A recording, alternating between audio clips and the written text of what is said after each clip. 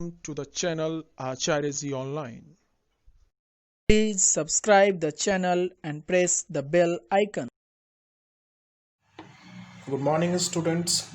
My name is Ashutosh Kumar Pandey, Acharya of Saraswati Vidya Mandir, Ringban, Sitamarhi. Today I am going to teach you the fourth lesson of the book Beehive for class 9.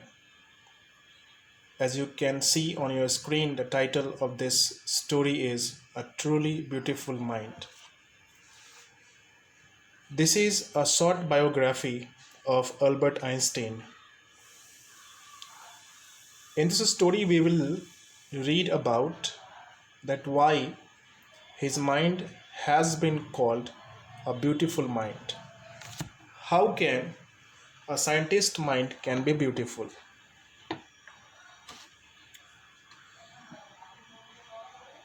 Who do you think of when you hear the word genius? आपके mind में कौन कौन से लोग आते हैं जब word आप जीनियस वर्ड सुनते हैं? Who is genius? कौन है genius? What qualities do you think a genius has? वो कौन कौन से गुण हैं जो एक जीनियस के पास होते हैं आपके अनुसार? We shall now read about a young German civil servant. आज हम एक जर्मन सिविल सर्वेंट के बारे में पढ़ेंगे who took the world by storm, जिसने पूरी दुनिया को हिला कर रख दिया about 100 years ago, लगभग 100 साल पहले. In the summer of 1905, the 26-year-old published in quick succession. 1905 में 26 साल की उम्र में इस जर्मन सिविल सर्वेंट ने 4 ग्राउंड ब्रेकिंग पेपर्स पब्लिश किए. वो पेपर्स थे लाइट के बारे में, मोशन ऑफ पार्टिकल्स के बारे में, electrodynamics of moving bodies and energy. His work took up only a few pages in scientific journals.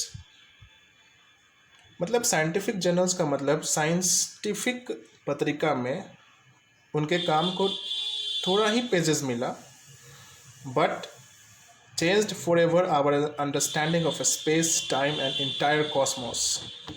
लेकिन इसने हमेशा के लिए हमारी समझ को चेंज कर दिया स्पेस के बारे में, टाइम के बारे में और entire Cosmos. Cosmos means universe. And transformed the name Einstein into a synonyms for genius.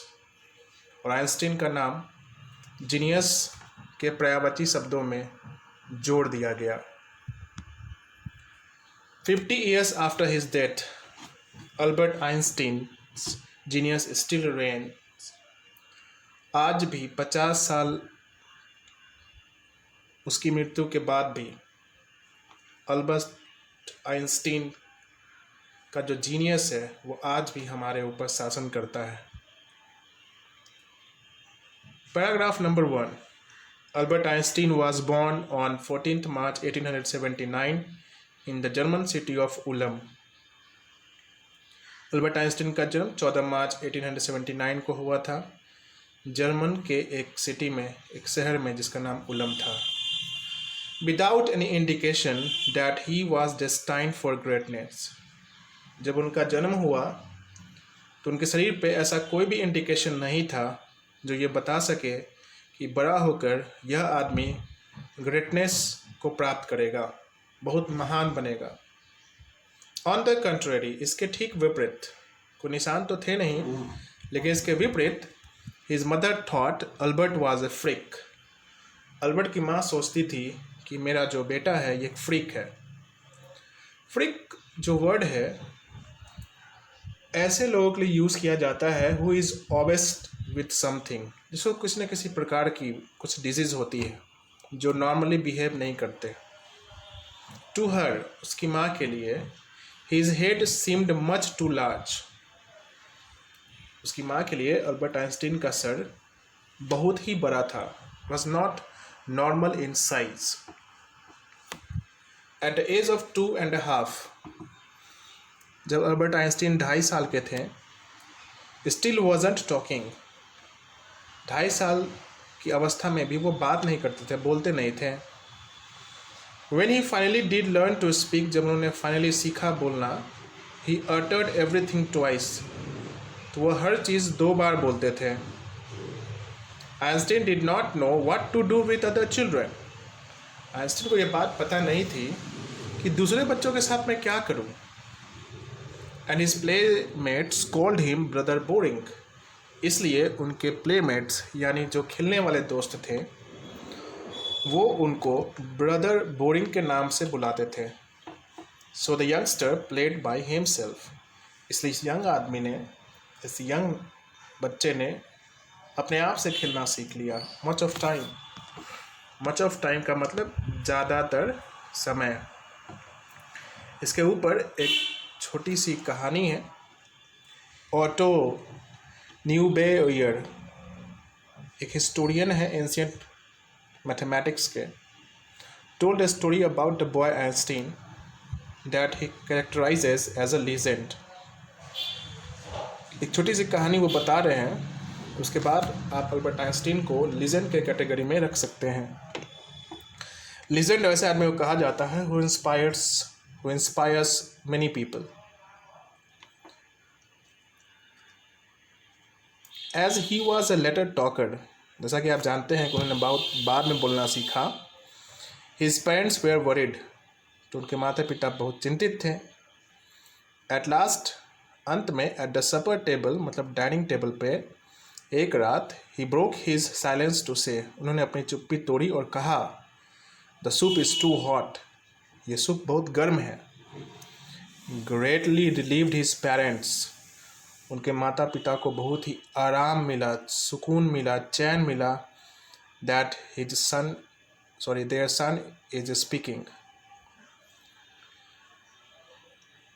उनके माता पिता ने उनसे पूछा why he had never said a word before, कि आपने आज के पहले एक भी शब्द क्यों नहीं कहा.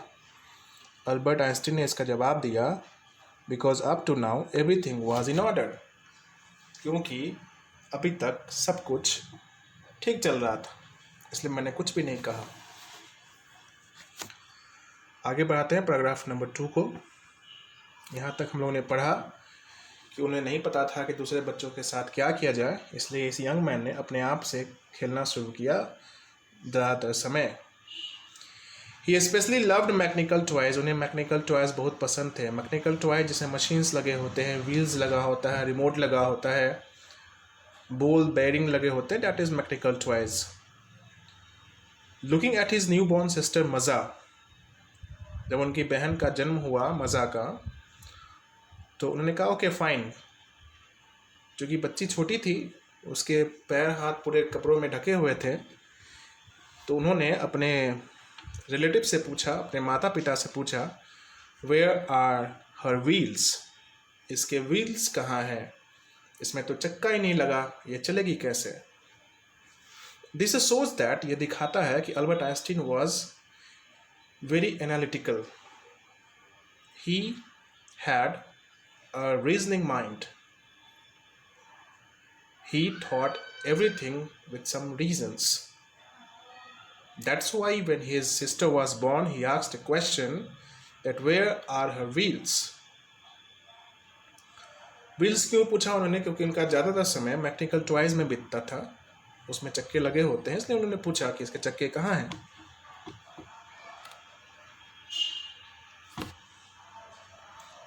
A headmaster once told his father that what Einstein chose as a profession would not matter. एक बार एक हेडमास्टर ने आइंस्टीन के फादर से कहा कि आइंस्टीन बड़े होकर कोई भी प्रोफेशन को चूज़ करे. प्रोफेशन का मतलब होता है पेशा, जो काम आप करते हैं बड़े होकर, वो कोई भी काम करेगा, वुड नॉट मैटर, वह मायने रखता ही नहीं है. Because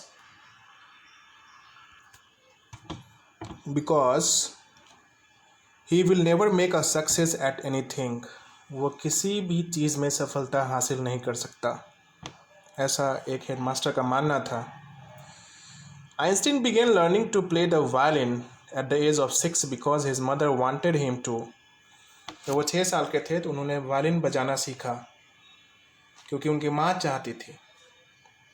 He later became a gifted amateur violinist. आगे जाकर वो एक गिफ्टेड मीन्स एक अच्छे नॉन एक्सपर्ट वायोलिनिस्ट बने, maintaining this skill through out his life, और पूरे लाइफ अपने इस स्किल को उन्होंने मेंटेन किया. But Albert Einstein was not a bad pupil. Pupil का मतलब स्टूडेंट, एक खराब स्टूडेंट नहीं थे. जैसा कि हेडमास्टर ने ऊपर कहा, ये सोच कर हम ये नहीं मान लेंगे कि ये पढ़ने में खराब थे. He went to high school in Munich. वो मुनिक के हाई स्कूल में पढ़ने गए. मुनिक एक जगह का नाम है. Where Einstein's family had moved when he was 15 months old.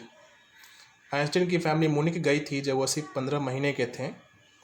And scored good marks in almost every subject. और हर सब्जेक्ट में इनको अच्छे मार्क्स आते थे. Einstein hated the school's regimentation. Einstein को स्कूल का रेजिमेंटेशन बिल्कुल पसंद नहीं था. रेजिमेंटेशन मतलब टू मच डिसिप्लिन. उस स्कूल में बहुत ही ज़्यादा डिसिप्लिन थी.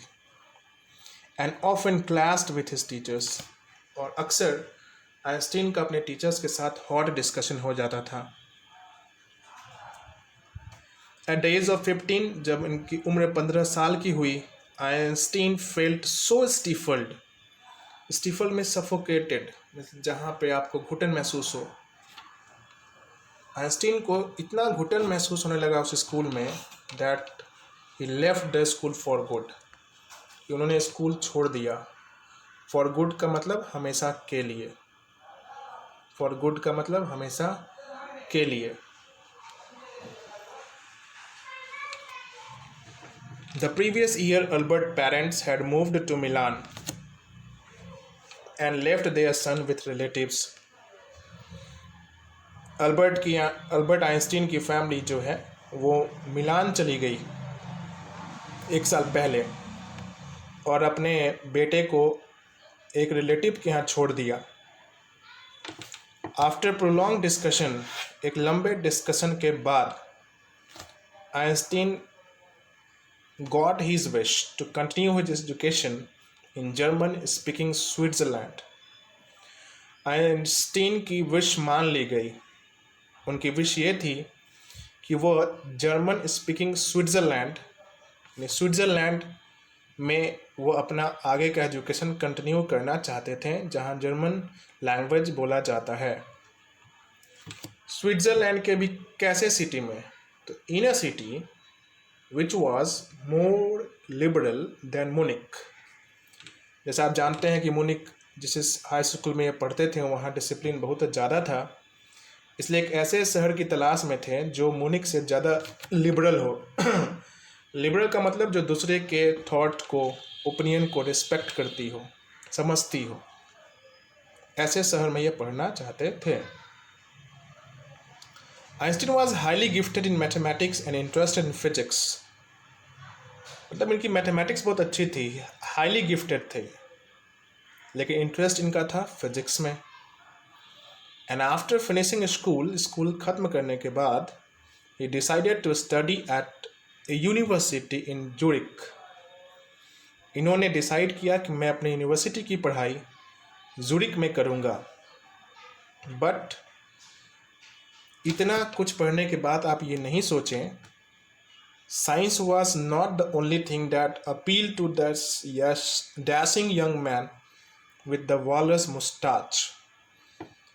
यानी हम लोगों ने जो कुछ भी इंफॉर्मेशन पढ़ा अल्बर्ट आइंस्टीन के बारे में, हम ये नहीं सोचेंगे कि पूरी दुनिया में साइंस ही एक ऐसी चीज़ थी जो इनको अपनी तरफ आकर्षित करती थी. ऐसा नहीं है. Science wasn't the only thing that appealed to the dashing young man. और भी बहुत सारी चीज़ें थी जो अल्बर्ट आइंस्टीन को अट्रैक्ट करती थी. वॉलरस मुस्टाच मतलब एक ऐसा मुस्टाच मतलब मूछ जो मोटा हो, घना हो और माउथ की तरफ मुड़ा हुआ हो, ऊपर की तरफ नहीं, नीचे की तरफ. That is walrus mustache.